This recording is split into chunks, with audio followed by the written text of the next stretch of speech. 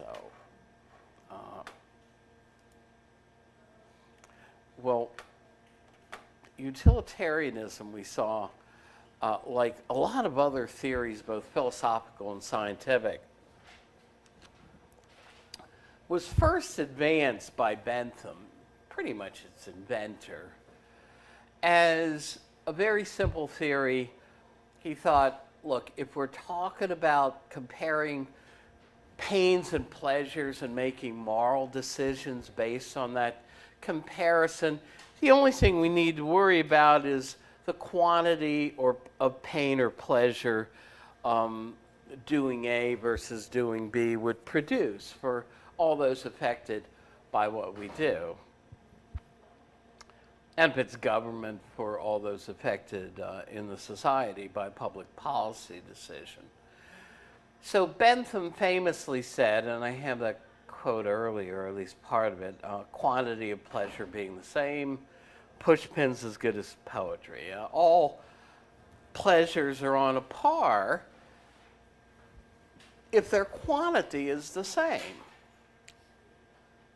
And we saw he thought we could take into account various factors like the intensity of a pain or pleasure, how long it lasts, its duration in time, its certainty, whether a pain or pleasure would produce feelings of the same or the opposite kind, things like this. And taking these into account, he thought we could assign exact numerical values to pains and pleasures. And so quantity was the only thing he was concerned with, especially since he wanted to be able to assign actual values in hedons. Now we saw that from a practical standpoint, because pleasures and pains are not objectively observable, or we might say intersubjectively observable, right? They're private, subjective events going on in us. Probably impossible to get any kind of exact standard for what's going to count as a hedon's worth of pleasure or a minus one hedon's worth of pain. And if you don't know what one of those is to count as, how do you know how many you have? Now, towards the end, I have other slides where we discuss a cost-benefit analysis as a more modern way of discussing utilitarian reasoning that attaches the moral rightness of a given policy to whether or not it produces more economic benefits than its costs. And we'll talk about that later. But this simple approach that Bentham had of saying the only thing that matters is the quantity of a pain or pleasure, subjected utilitarianism to some criticism in its own day while Bentham and Mill were still alive. Specifically, the criticism that it gives us a very low view as a philosophical theory of human nature. Because if all pleasures are on a par, the pig out there in the field, if that pig gets as much pleasure and satisfaction from its daily allotment of slop as you do from going to, say, the symphony or a play or reading poetry, then from that standpoint, they're equal. So the thought was, well, this is a pig morality. I didn't put the pig illustration in there. They were really charged with that. This gets human beings down to the low level of a pig. Now, by the time these criticisms were rolling in, Bentham was quite old. And so it sort of fell to John Stuart Mill, Bentham's chief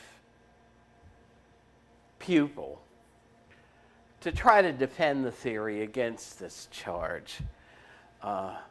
And the way he did it was to say that there are higher pleasures that a human being can experience that the pig out there in the field knows nothing about. One of the things that Mill says that is probably true is, which one of us would trade places, he says, with the beast in the field, with the pig out there in the field, even if we were promised the fullest allowance of a beast's pleasures? In other words, I mean, we all have problems, and we see on social media and in the news, even people with mucho fame and mucho money have problems in their lives. So suppose, one of your friends says, look, I know you're having a hard time of it lately. A lot of things you're going through and dealing with. You know what, I've been reading some books on magic, and I'm pretty confident I can turn you into a pig. And what's more, promise you that you're going to be a very happy pig and not have all these things you're dealing with right now. Which one of us would take that deal? None of us would, right? None of us. I mean, wasn't Mill basically right to say none of us would change places with the pig out there in the field, even if we were promised we'd be a very happy pig? Why? Because there are things that make our lives valuable and that we can appreciate as human beings that the pig out there in the field knows nothing about. And this is what essentially Mill said. He said, we need to think in terms not only of the quantity of a pleasure, but the quality of it. He said the pleasures of what he called the intellect and the imagination. Think about it. Works of art are produced by the imagination.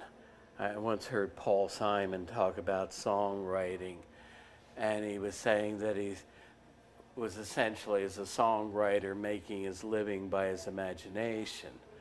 And the same thing with other works of art. Mill says, you know what?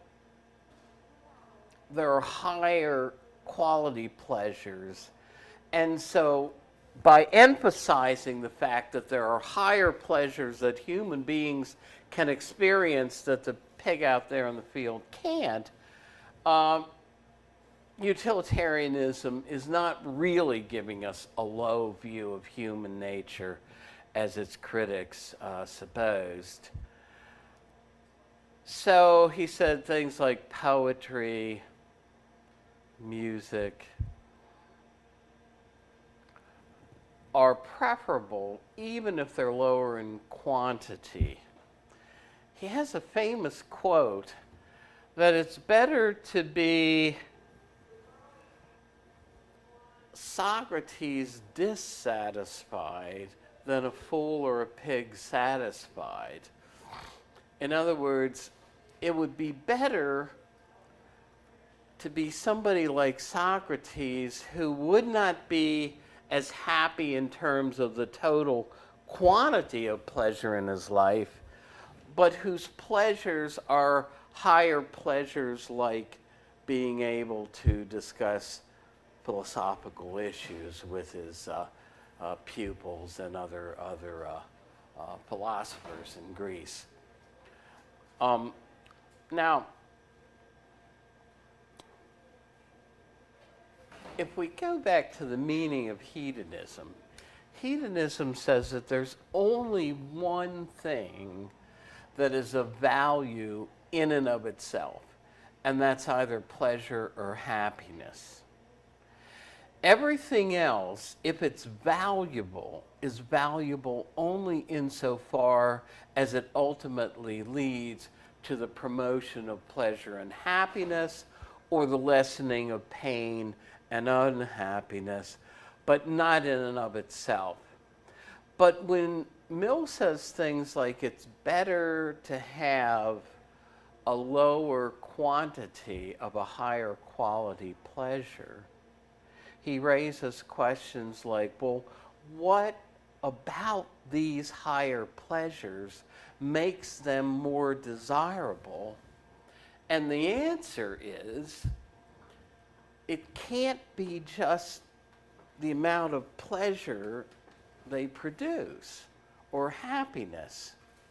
Well, that's to say that that if they are valuable, there's some other aspect of them that gives them value than just mere pleasure and happiness.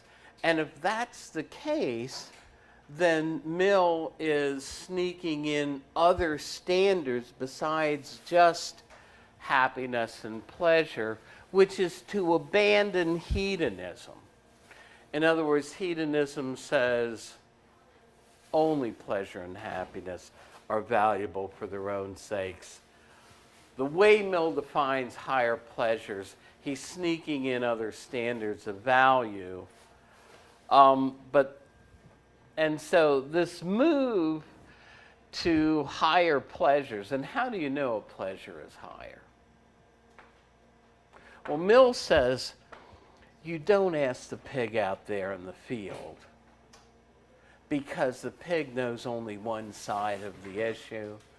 The pig knows only that the pleasures of sensation are worth something, but knows nothing of the other types of pleasures.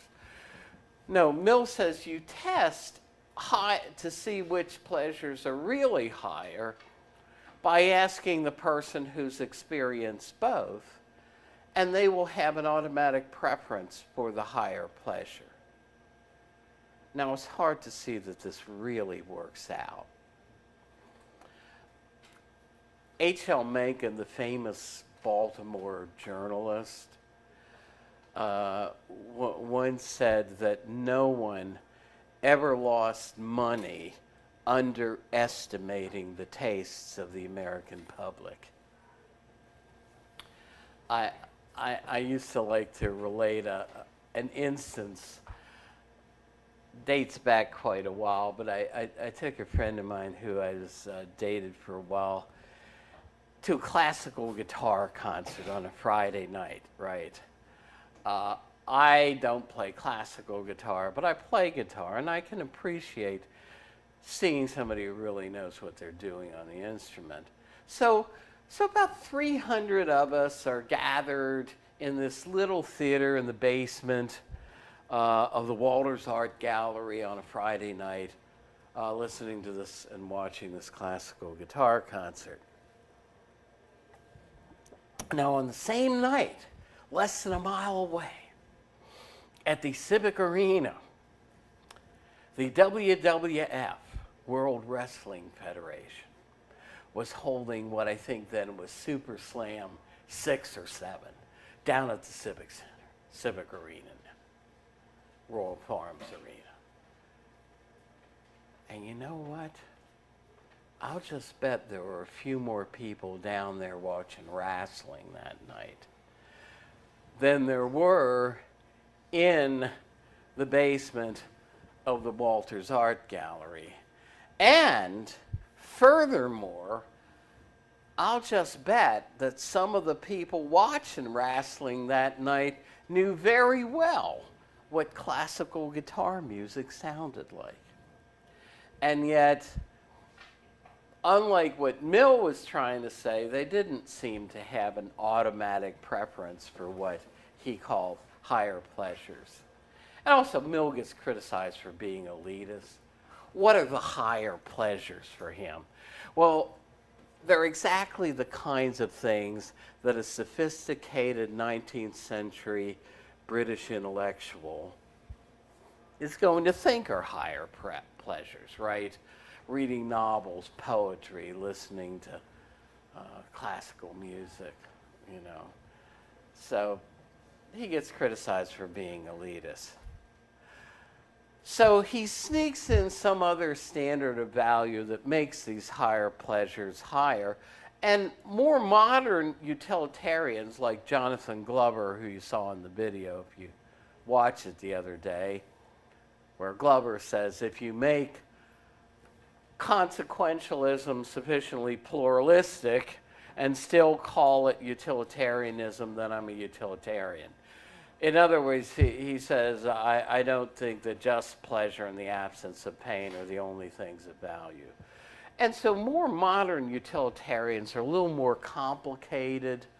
In other words, they still want to define moral goodness in terms of some non-moral natural property, but they say, yeah, sure, happiness and pleasure are valuable for their own sakes, but so are things like knowledge as an unqualified good in itself, or self-realization and the value that is to us, or the satisfaction of human preferences. Now, I'm not going to get off onto this tangent, but the point is, more modern utilitarians tend to overtly abandon utilitarianism. Now, one person who's a notable exception to this is Peter Singer, who's kind of an old-fashioned Benthamite, hedonistic utilitarian. And if you wrote on, I mean, first of all, there's an optional talk by him as a extra credit option there, but I mean, for him, you know, he's still an old-fashioned Benthamite utilitarian, and he's an animal rights activist. Bentham specifically wanted to raise non-human animals up in the moral sphere. His famous quotation is, when we're trying, I mean, to paraphrase it, if we're trying to decide whether or not we have direct moral duties to non-human animals, he says the question we ought to ask is not, can they talk? Some people have said the difference between us and non-human animals is we're language users, they're not. It's not can they talk or can they reason. We saw dating all the way back to Aristotle and Aquinas. And even much later philosophers thought we could draw the line between human beings and non-human animals, that the ability to reason. But Bentham says, no, we oughtn't ask, can these animals talk or reason, but can they suffer? Can they experience pain and pleasure? And he says if that's the case, then we have direct moral duties to them. So modern utilitarians are pluralistic, and this overtly, self-consciously abandons hedonism because it agrees with hedonism that happiness is a good for its own sake, but it says it's not the only thing good for its own sake. There are other things like knowledge or self-realization that are good for their own sakes. Now, again, modern utilitarianism also gets around this problem of how difficult it is to specify an exact way of defining what a hedon's worth of pleasure is by saying, look, let's not talk in terms of hedons of pleasure. Let's instead talk in terms of economic benefits versus economic costs, especially with public policy decisions like whether to build the Bakun Dam, for instance. Are the economic benefits of building the dam greater than the economic costs? And it's pretty much assured that they are. right? Once you get that thing built, it's going to produce electricity with very little extra cost for the next 50 years or more. And this is one reason why we made the decisions to build things like the Conowingo Dam up there, which Philadelphia paid for, so all the electricity goes up there to Philadelphia, not down to us. If you're not from this area, the Conowingo Dam is off of 95. Oh yeah, you can go crabbing off of it, stuff like that. But at any rate, so a cost-benefit analysis combined with the claim that the morally good actions are on the side of economic benefits versus economic costs. It's moral reasoning in a utilitarian vein, but here it uses readily countable economic units like dollars and cents. While we may not know what a hedon's worth of pleasure is, we can specify what an almighty dollar is, right? And it views then the morally good as what produces more economic benefits than costs. Now this works its way out in other things like a single-payer healthcare system, which we do not have here, which some people who got Obamacare instituted eventually wanted. A single payer, who's the single payer in a single payer healthcare system? It's the government, right? That's what they have in Australia and Great Britain and Canada. Now, if somebody under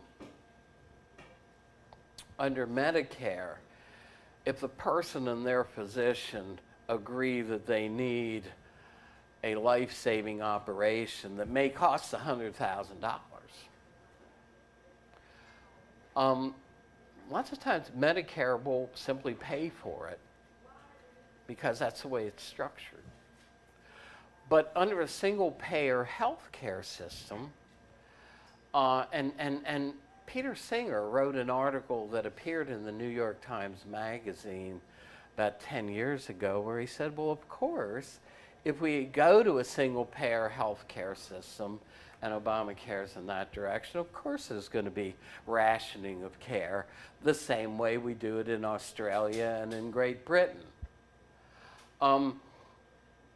If you're an elderly person in need of a $100,000 operation that may save your life, questions are asked like, what kind of life and how long are you going to live afterwards?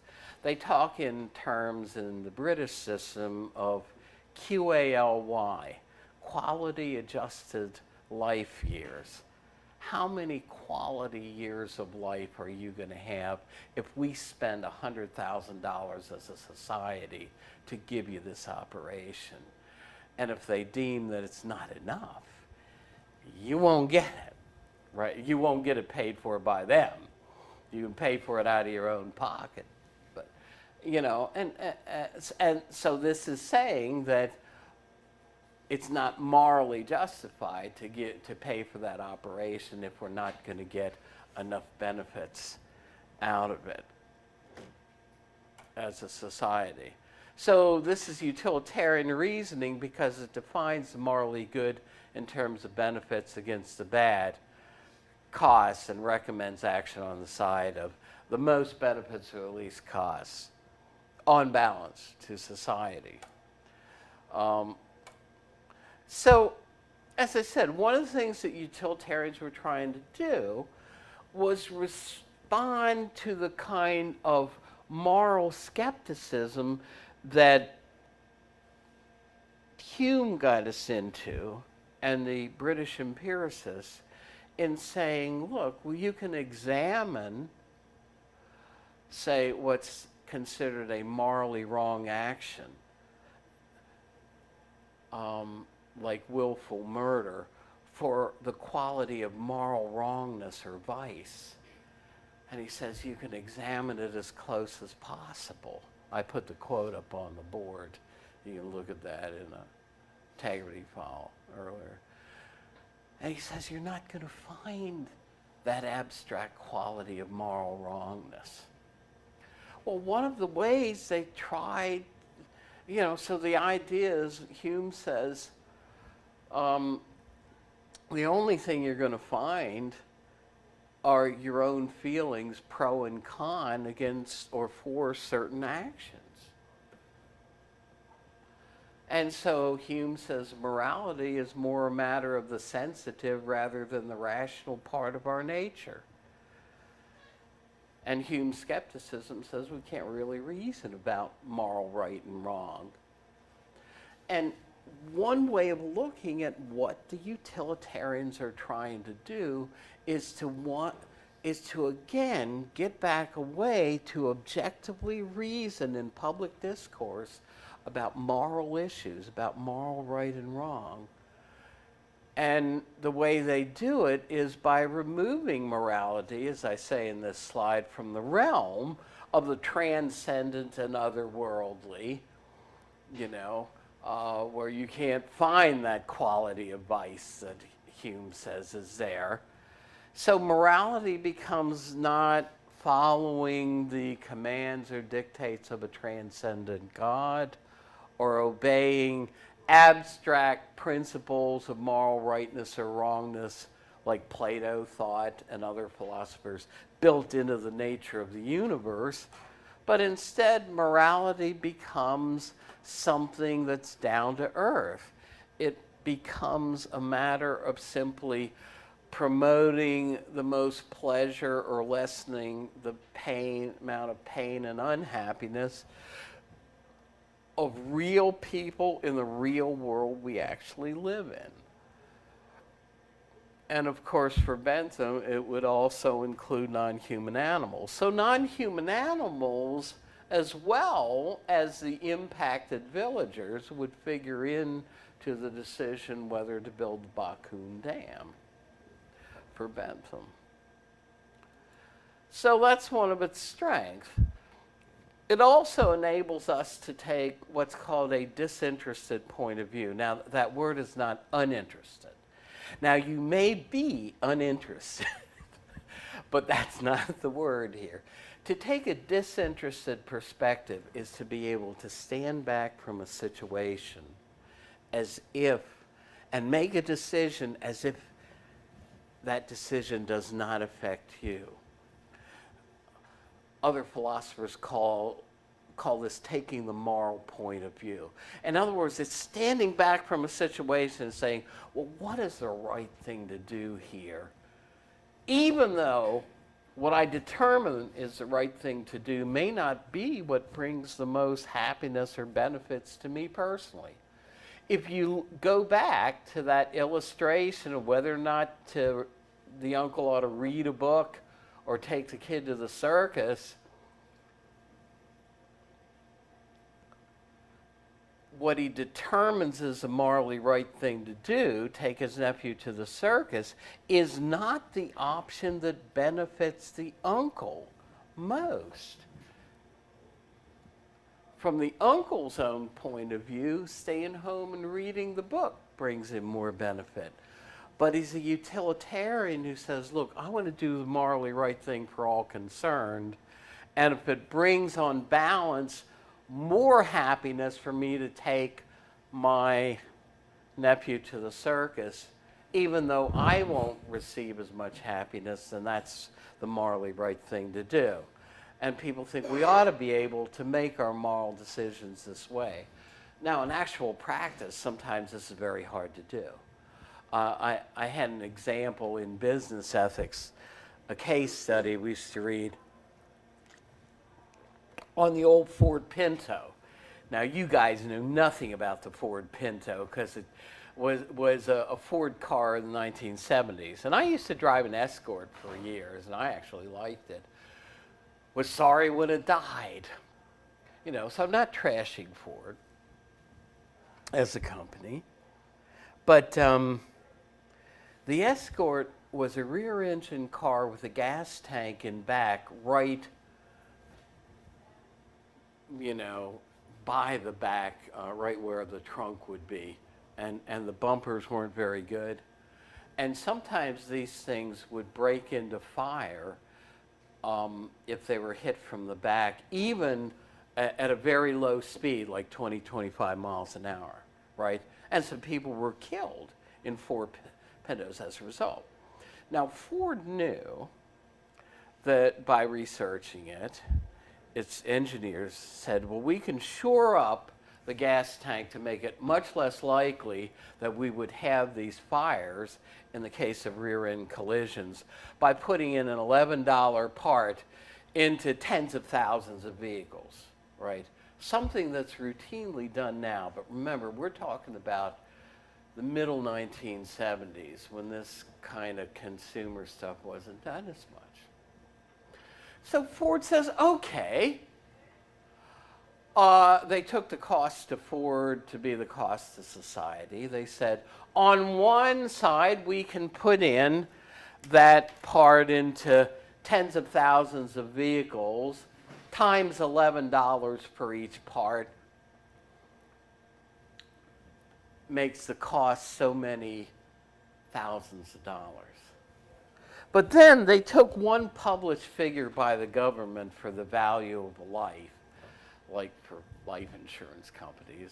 It was something like $10,000 or whatever.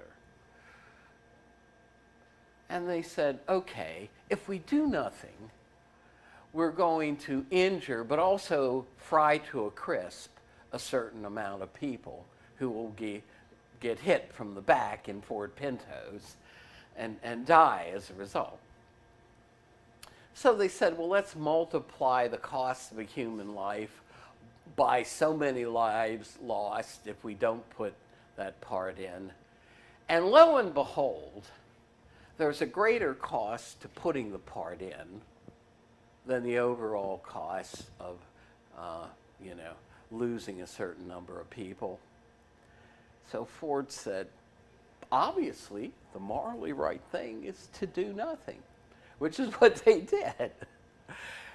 Now, that seems very self-serving, right? It seems like you're cooking the books in favor of what you want to do, which is not spend the money to put that part in all those cars.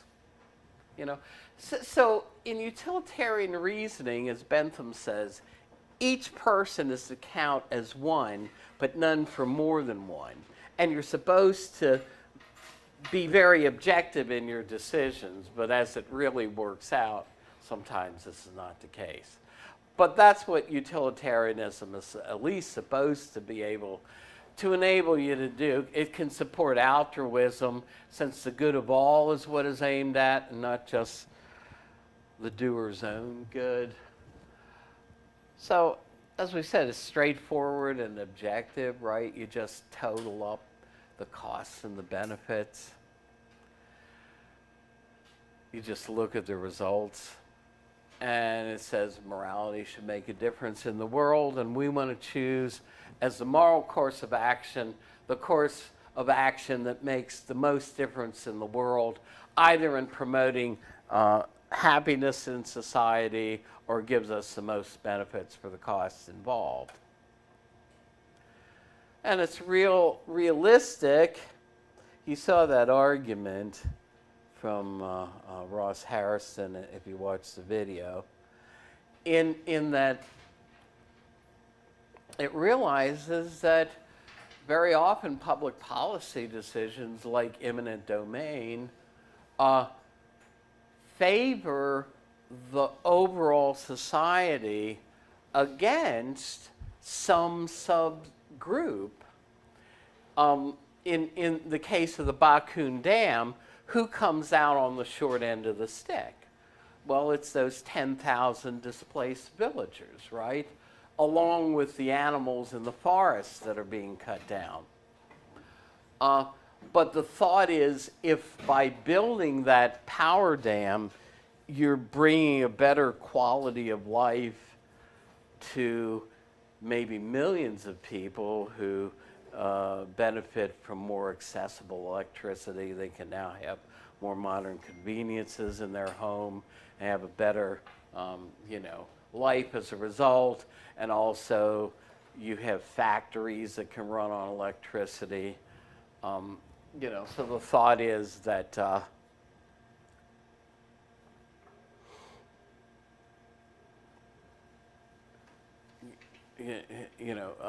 utilitarian reasoning will balance out, and it's consistent with the claim that on balance, the overall good of society as a whole, in terms of the greatest happiness or the greatest economic benefits, it's consistent with the claim that that has been produced, that some sub-segment of the society may not come out very well at all, like the villagers, like the people across the street. Maybe some of them didn't want to move from their homes, but we were going to build that building and knock down a whole square block of homes to do it. There's a place in back of where my home was. It was Homes when my parents moved in to that home in the 1950s. Those homes were torn down, and a couple of years later, that whole hillside was leveled out, and where those homes once stood is now the Falls Road off-ramp to the expressway. Well, the thought is, maybe those people didn't want to move, but eminent domain says for the greater good of society, you do stuff like that. You're morally entitled. And yet some people would say this violates people's basic rights, especially their property rights. So this is one of the objections. Predicting pains and pleasures, predicting the downside of things is often not easy to do. Predicting how people will react. Suppose the kid doesn't like the circus. Suppose the guy is going to be in literary ecstasy reading the latest Michael Crichton novel or something over the weekend. Maybe the right thing for the uncle to do is the opposite. Maybe the right thing in terms of the numbers is for him to stay home and read the book if his nephew isn't going to really enjoy the circus. And I found out that there was a time when Uncle Vic should not predict what's going to make my niece and nephews happy at Christmas time. It's far better for Uncle Vic to either give them some cash or give them some gift cards and let them decide what's going to make them happy at Christmas time. Because it's hard to predict that at some. So, again, people's pleasures and pains are unobservable mental states. So these are some, utilitarianism forces us to compare very diverse things like the downside of working extra time at a job you don't like to be able to buy a new TV or something like that. I'm not going to look at this so much, but again, the claim is that we may be forced to abandon basic rights for the common good. And even in terms of a single payer system, the argument against making mercy killing legal is, would we suddenly be pressuring people to take a needle in the arm rather than cost society more multi-thousands of dollars to keep them alive for the next 5 months?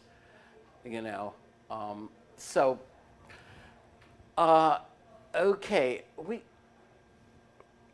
what I'm probably going to do is do